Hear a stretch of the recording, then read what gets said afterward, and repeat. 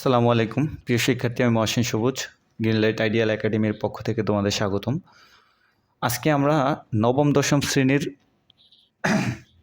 ইংরেজি first paper বইয়ের unit 4 থেকে একটি গল্প আলোচনা করার চেষ্টা করব। যতটা সম্ভব তোমাদেরকে প্রত্যেকটা লাইন কিংবা প্রত্যেকটা ওয়ার্ড খুব সুন্দর করে অর্থ করে দেওয়ার চেষ্টা করব। আশা করি তোমরা পাশে থাকবা এবং যেই জায়গাটাতে তোমরা বুঝবা না সেই জায়গাটাতে অবশ্যই নোট করার চেষ্টা করবা, খাতা কলম নিয়ে নোট করে রাখবা। পরবর্তী ক্লাসের বাইরেও যেন তোমরা সেখান থেকে প্রিপারেশন নিতে পারো। বিশেষ করে ওয়ার্ড মিনিংগুলো এবং ট্রান্সলেটগুলো কিভাবে করা হয় এই বিষয়টা একটু খেয়াল করবা। যাই হোক, আজকে আমরা আলোচনা করব ইউনিট 4-এর আর উই অ্যাওয়্যার। দেখো, এখানে একটা প্রশ্নবোধক সাইন আছে, একটা প্রশ্ন করছে যে আমরা কি আসলে সচেতন কিনা। ঠিক আছে, আচ্ছা, এখানে বলা আছে লার্নিং আউটকামস, শিখন ফলন। আমরা জানি লার্নিং আউটকামস মানে শিখন ফলন। After we have studied this unit, এই ইউনিটটি পড়ার পর উই উইল অ্যাভেল, আমরা দক্ষ হতে পারবো। এই যে এখানে বেশ কয়েকটা পয়েন্ট দেয়া আছে, এই পয়েন্টগুলোতে আমরা এই ইউনিটটি পড়ার পরে দক্ষ হতে পারবো। প্রথম পয়েন্টে বলা আছে ask and tell about problems, আমরা সমস্যা সম্পর্কে বলতে পারবো এবং জিজ্ঞাসা করতে পারবো। সেকেন্ড, গিভ সাজেশন, আমরা সাজেশন দিতে এবং নিতে পারবো। লিসেন ফর স্পেসিফিক ইনফরমেশন, সুনির্দিষ্ট তথ্য শুনতে পারবো। ন্যারেট সামথিং ইন রাইটিং, কিছু লেখা বর্ণনা করতে পারবো।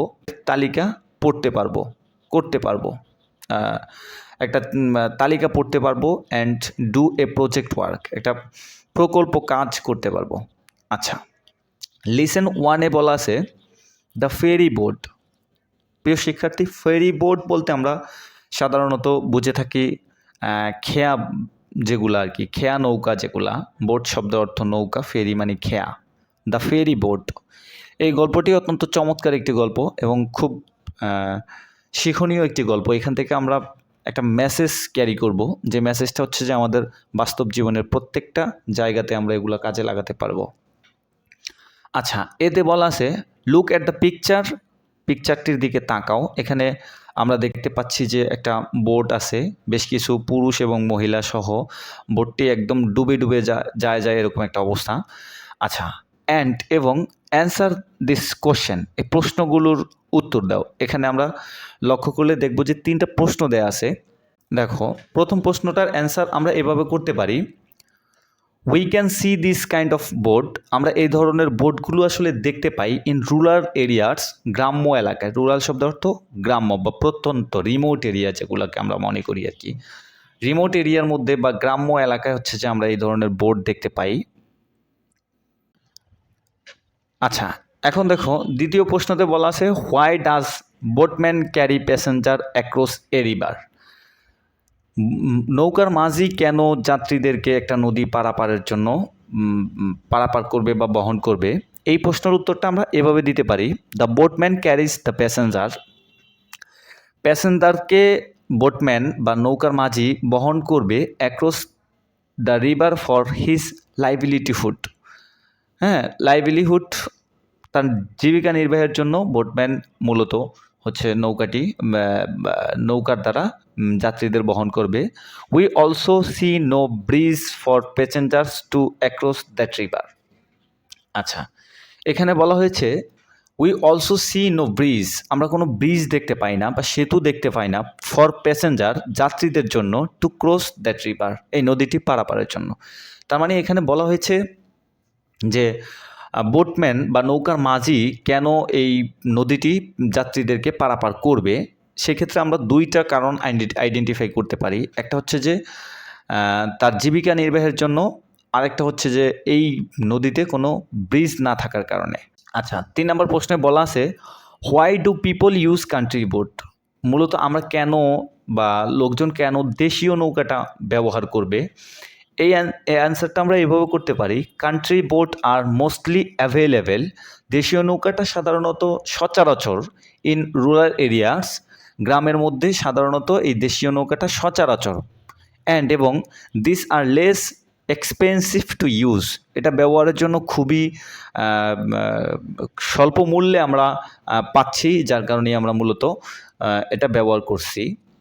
That's why people use country boat, যার কারণেই মূলত আমরা দেশীয় নৌকাটা ব্যবহার করি। তার মানে হচ্ছে যে আমরা দেশীয় নৌকা কেন ব্যবহার করি, এই প্রশ্নের জবাবে দুইটা স্ট্রং দাঁড় করাতে পারি। সেটা হচ্ছে যে গ্রামের মধ্যেই এই দেশীয় নৌকাটা অ্যাভেলেবেল এবং এটা লেস এক্সপেন্সিভ টু ইউজ, ব্যবহারের জন্য খুব কম খরচে আমরা ব্যবহার করতে পারছি। ডিয়ার স্টুডেন্ট, বিতে বলা আছে read the text and answer the following question. এই অনুচ্ছেদটি পড়ো এবং নিচে যে প্রশ্নগুলো, ফলোয়িং শব্দের অর্থ নিচে, কোশ্চেন শব্দের অর্থ হচ্ছে প্রশ্ন, নিচে যে প্রশ্নগুলো দেয়া আছে সে প্রশ্নগুলোর অ্যান্সার করার চেষ্টা করো। অর্থাৎ এই প্রশ্নগুলোর অ্যান্সার আমার এই টেক্সটটি পড়ার পরে করতে হবে। চলো আমরা আগে অনুচ্ছেদটি পড়ার চেষ্টা করি। প্রথম অনুচ্ছেদে বলা আছে ইজ দেয়ার এনিবডি হেয়ার, এখানে কি কেউ আসো, who has ever crossed a river, যে কখনো একটা নদী পার হয়েছ, বাই আ কান্ট্রি বোট, একটা দেশীয় নৌকা দ্বারা। কান্ট্রি বোট শব্দের অর্থ বুঝবো দেশীয় নৌকা, আর ক্রসড শব্দের অর্থ অতিক্রম করা, ইবার কখনোই বা চিরদিন এরকমটা বোঝায়। আচ্ছা, রিভার শব্দের অর্থ নদী, তার মানে is there anybody here who has ever crossed a river by a country boat, এখানে কি কেউ আসো যে দেশীয় নৌকা দ্বারা একটা নদী পার হয়েছ। আচ্ছা, এই প্রশ্নটা কে করছে আমরা একটু পরে বুঝবো। I have teacher said Jamil, আমি আছি স্যার, বললো জামিলে, সেইড জামিল, জামিল বলল। তার মানে একজন টিচার এই প্রশ্নটা করছে, তার স্টুডেন্ট জামিল নামের একজন স্টুডেন্ট, সে বলল যে হ্যাঁ স্যার আমি আসি, যে আমি একটা নৌকার দ্বারা, দেশীয় নৌকার দ্বারা নদী পার হয়েছি। আচ্ছা, এরপর বলা আছে অ্যান্ড এবং আই ক্লিয়ারলি রিমেম্বার, আমার স্পষ্ট মনে আছে, what happened it in that journey, এই যাত্রায় বা এই ভ্রমণে আসলে কি ঘটেছিল। তার মানে হচ্ছে যে শিক্ষক জিজ্ঞাসা করছিল তোমাদের মধ্যে কি কেউ আসো যে দেশীয় নৌকার দ্বারা একটা নদী অতিক্রম করেছো। জামিল নামের একটা স্টুডেন্ট বলল যে আই হ্যাভ টিচার, আমি আসি স্যার, এবং সে বলল আই ক্লিয়ারলি রিমেম্বার, আমার স্পষ্ট মনে আছে, হোয়াট হ্যাপেন্ড ইট, হ্যাপেন শব্দ অর্থ ঘটা, happened it in that journey, এই জার্নিতে বা সেই জার্নিতে কি ঘটেছিল। আচ্ছা, এর পরের অনুচ্ছেদে বলা আছে would you please tell us what happened it, তুমি কি দয়া করে আমাদের বলতে পারো আসলে কি ঘটেছিল, হোয়াট হ্যাপেন্ড ইট, কি ঘটেছিল, একটা প্রশ্ন করছে কে, টিচার, দ্য টিচার আস্কড, শিক্ষক জিজ্ঞাসা করলো। আচ্ছা, ওকে টিচার, ঠিক আছে শিক্ষক, ইট হ্যাপেন্ড ইট, এটা ঘটেছিল, when I was in class 6, আমি যখন ষষ্ঠ শ্রেণীতে, তখন মূলত এই ঘটনাটা ঘটেছিল। On a weekly bazaar day, weekly অর্থ সাপ্তাহিক, বাজার ডে মানে হচ্ছে বাজারের দিন। On a weekly bazaar day, একটা সাপ্তাহিক বাজারের দিনে, people were coming back, coming back মানে হচ্ছে ফিরে আসা, পিপল লোকজন, ওয়ার কামিং ব্যাক ফিরে আসতেছিলেন, with their shopping bags and basket, তাদের যেই কেনাকাটার ব্যাগ, শপিং ব্যাগ মানে হচ্ছে কেনাকাটার ব্যাগ, তাদের কেনাকাটার ব্যাগ এবং ঝুড়ি নিয়ে যখন লোকজন ফিরে আসতেছিল, ইন হ্যান্ডস হাতে করে, অন শোল্ডার ঘাড়ে করে, অ্যান্ড হেডস এবং মাথায় করে। অর্থাৎ বিষয়টা হচ্ছে যে এখানে এরকম, জামিল যে স্টুডেন্টটা ও বর্ণনা করতেছিল, it happened when I was in class 6, এটা ঘটেছিল যখন আমি ষষ্ঠ শ্রেণীতে, on a weekly bazaar day, একটা সাপ্তাহিক বাজারের দিনে, people were coming back with their shopping bags and basket in hands, on shoulders and heads. অর্থাৎ সাপ্তাহিক একটা বাজারের দিনে লোকজন বাজার করে ফিরে আসতেছিলেন তাদের শপিং ব্যাগ এবং বাস্কেট নিয়ে, যেগুলো ছিল হাতে, ঘাড়ে এবং মাথায়। আচ্ছা, এর পরের লাইনে they had to cross the river, এটা জাস্ট নদীটা পার হবে, it was not a big river, এটা খুব একটা বড় নদী ছিল না, there was a ferry boat playing on the river, এখানে একটা খেয়া ছিল যেটা হচ্ছে যে নদী পারাপারের জন্য, প্লেইং অন দ্য রিভার, নদী পারাপারের জন্য। প্লেইং অন দ্য রিভার মানে এখানে আমরা বুঝবো খেলা নয়, এখানে বুঝবো হচ্ছে যে পারাপারের জন্য। আচ্ছা, the boat could cross it in 8 to 10 minutes, নদীটা পার হওয়ার যে সময়টা লাগতো সেটা 8 থেকে 10 মিনিট ছিল। আচ্ছা, ইট ওয়াজ জাস্ট আফটার সানসেট, এটা ঠিক সূর্যাস্তের পরের সময় ছিল। আচ্ছা, সানসেট মানে সূর্যাস্ত, ইট ওয়াজ জাস্ট আফটার সানসেট মানে সূর্যাস্তের ঠিক পরের সময়টা ছিল। আচ্ছা, এরপরে বলা আছে the weather was getting bad, আবহাওয়া খুব খারাপের দিকে যাচ্ছিল। The wind start blew from the north west, বাতাস, প্রচণ্ড রকমের বাতাস বইতেছিল ফ্রম দ্য নর্থ ওয়েস্ট, উত্তর এবং পশ্চিম দিক থেকে। আচ্ছা, black clouds were moving fast in the sky, black clouds মানে কালো মেঘ, ওয়ার মুভিং ছোটাছুটি করতেছিল বা ছুটতেছিল, ফাস্ট খুব দ্রুত, ইন দ্য স্কাই আকাশে। প্রিয় শিক্ষার্থী, এখানে বলা হয়েছে যে জামিল নামের একটা স্টুডেন্ট বর্ণনা করতেছিল, সে যখন 6-এ পড়ে তখন একটা সাপ্তাহিক বাজারের দিনে লোকজন যখন তাদের শপিং ব্যাগ এবং বাস্কেট তাদের হাতে এবং ঘাড়ে মাথায় করে ফিরতেছিলেন, তখন এই নদীটা জাস্ট পার হবে, নদীটা খুব বড় নদী ছিল না, এখানে একটা নদী পারাপারের জন্য খেয়া ছিল, এই খেয়াটার সময় লাগতো নদীটা পার হওয়ার জন্য 8 থেকে 10 মিনিট। এই সময়টা ছিল জাস্ট সূর্যাস্তের পরের সময়টা।